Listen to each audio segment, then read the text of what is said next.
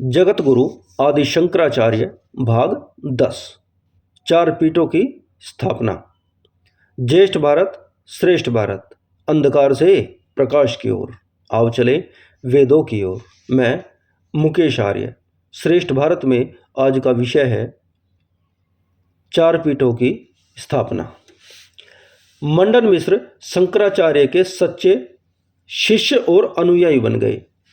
एक दिन दोनों ने मिलकर मंत्रणा की कि सारे देश को उत्तर से दक्षिण तक, पूर्व से पश्चिम तक एक सांस्कृतिक सूत्र में कैसे बांधा जा सकता है। सबसे बड़ी बाधा यह थी कि उत्तर के निवासी दक्षिण के निवासियों से संपर्क में न आ पाते थे और दक्षिण के निवासी उत्तर के लोगों के विचार से संपर्क और मेल जोल से वंचित रह जाते थे।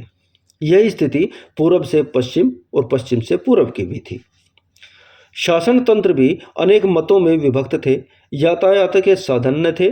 ऐसी अवस्था में भारतवर्ष को एक सांस्कृतिक धागे में किस तरह पिरोया जा सकता है, यह प्रश्न बहुत गंभीर प्रश्न था।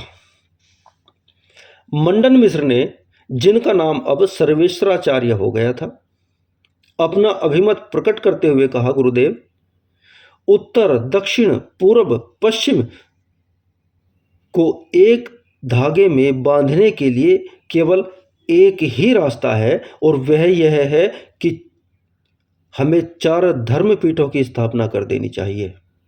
समस्त भारतीय जनता को इस बात के लिए प्रेरित किया जाए कि वे धर्म और आत्मकल्याण की भावना से इनका तीर्थाटन करें। इस तरह ये लोग प्रांतीयता के भेदभाव से ऊपर उठकर परस्पर मिलते जुलते रहेंगे और इन तीर्थ स्थानों के मिलने वाली साधना का ज्ञान, धर्मनिष्ठा और प्रेरणा उनके व्यक्तिगत जीवन को भी सुधारेगी। आत्मकल्याण का उद्देश्य भी पूरा होगा। इस प्रकार देश संगठित बने रहेगा और देश में लोगों में भ्रातृभाव मजबूत रहेगा। शंकराचार्य इस विचार से बहुत प्रसन्न हुए। उन्होंने इसी उद्देश्य से घोषणा की कि जो लोग बद्रिकाश्रम से जल लेकर रामेश्वरम में चढ़ाया करेंगे वे मुक्ति के अधिकारी हुआ करेंगे। इस भावना के पीछे सांस्कृतिक एकता के प्रयत्न और संकल्प पूर्ति की भावना का विस्तार छुपा था, जो आज तक यथावत चलता आ रहा है और उत्तर दक्षिण में एक धार्मिक मेखला का काम कर रहा है। पूर्व में जगन्नाथपुरी और पश्चिम में द्वारका के समीप भी शंकर मठ हैं। यह चारों धाम आज भी धार्मिक जनता के लिए श्रद्धा केंद्र और राष्ट्रीय संगठन की आधारशिला बने हुए हैं। एक बात सर्वविदित है कि बड़े कार्यों के लिए प्रयत्न भी बड़े ही होते हैं। जैसे कंस की दुष्प्रवृत्तियों का नाश करने के लिए भगवान कृष्ण ने अक्रूर का सहयोग लिया था। धर्म के नाम पर फैले अनाचार को रोकने के लिए बौद्ध धर्म खड़ा किया गया तो उसके पांव महाराज अशोक ने मजबूत किए। यवन आक्रमणकारियों से भारतीय संस्कृति की रक्षा की समस्या आई तब समर्थ गुरु रामदास को छत्रपति शिवाजी का साथ लेना पड़ा। महाराणा प्रताप देश के लिए सर्वस्व न्यौछावर करके भी जब स्वतंत्रता की रक्षा न कर सके तब भामाशाह ने उन्हें धन दिया, जन दिया और आज़ादी की प्रेरणा दी। महान कार्यों के लिए महान प्रयत्नों और सहयोगों को सदैव आवश्यकता होती है। जगत गुरु शंकराचार्य द्वारा चार मठों की स्थापना और वैदिक धर्म के प्रसार के लिए ब्रह्म विद्यालय, गुरुकुल, ज्ञान दीक्षा के पुस्तकालय, साहित्य सृजन और ज्योति पीठों की स्थापना, यह ऐसे बड़े काम थे जो स्वयं उनकी आध्यात्मिक शक्ति से भी परे थे। उधर प्रतिक्रियावादियों के आघात पर आघात होते जा रहे थे। वैदिक धर्म को गिराने का पूरा प्रयत्न किया जा रहा था। ऐसे समय में एक बार तो शंकराचार्य भी निराश हो उठे। यह आवश्यकताएं कैसे संपन्न होंगी?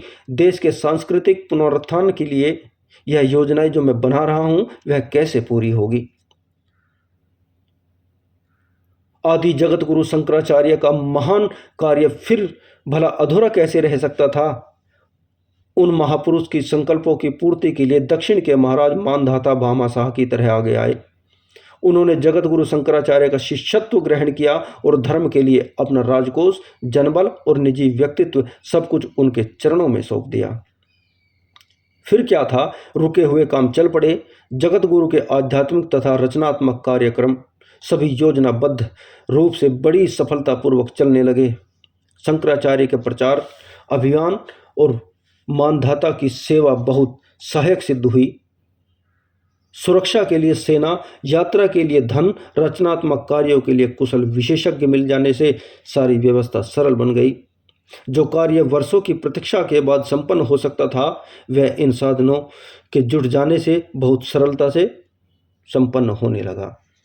राजा मानधाता की इसी उदारता ने जगत गुरु के महान कार्य में चार चांद लगा दिए और वह पुण्य सहयोगी अपनी उस उदारता के कारण यश शरीर को अमर हो गए। भारतीय संस्कृति शंकराचार्य की तरह ही उदार मानधाता की भी चिर कृतज्ञ रहेगी। इस भाग में इतना ही। अगले भाग में साहित्य सृजन। तब तक के लिए नमस्ते जी।